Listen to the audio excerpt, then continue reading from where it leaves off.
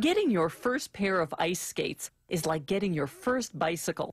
It's a childhood rite of passage, and one that leads to another well-known ritual, landing on your backside the first time you try them out.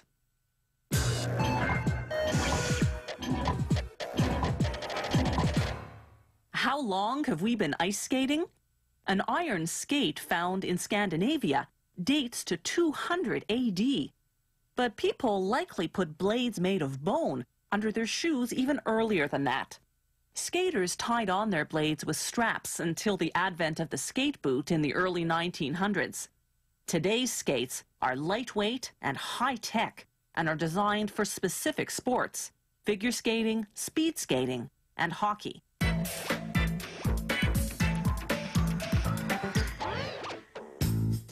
It takes 145 steps to make this high-end hockey skate. The skate boot is made of a synthetic material that looks and feels like leather. Once they've cut the pieces that will make up the boot, they shave the edges, thinning them out so the boot won't be bulky, particularly where there's overlap at the seams. They position a reinforcement piece onto what's called the quarter, the main structural piece that will form the sides and back of the skate boot. They glue it on with a hot press. The boot pieces now go to the sewing department. They stitch together the tongue piece, then using a sturdy zigzag stitch, attach the quarter and the heel piece.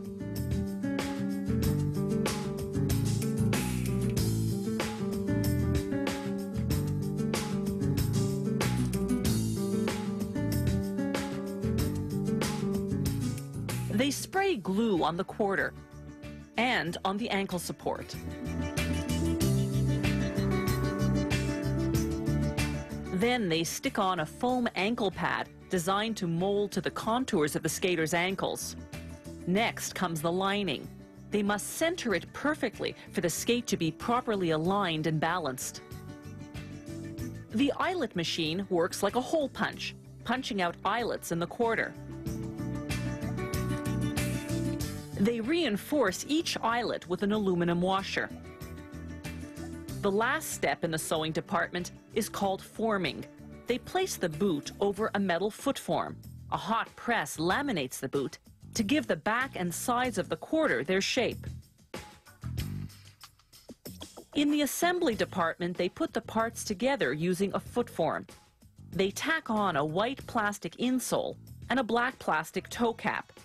They brush on a layer of glue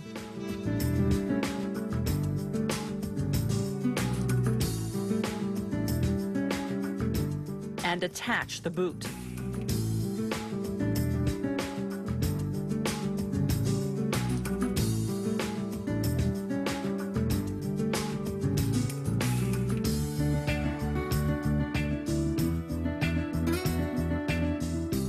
They sand the bottom of the boot to roughen up the surface for better adhesion. An automated machine applies a layer of glue along the contour of the boot's underside.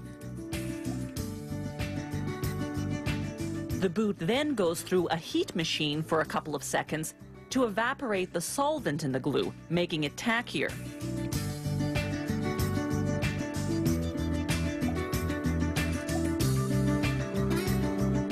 As with the lining, they must position the sole perfectly, or they'll throw the skate off balance.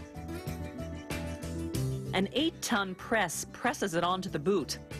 The sole is made of strong carbon or carbon composite, depending on the skate model.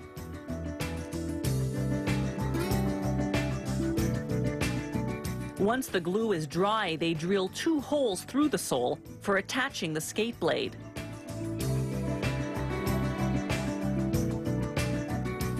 The blade sits in a plastic holder. They screw it in place through the holes, then secure it with 5 steel rivets and 4 more resistant copper rivets.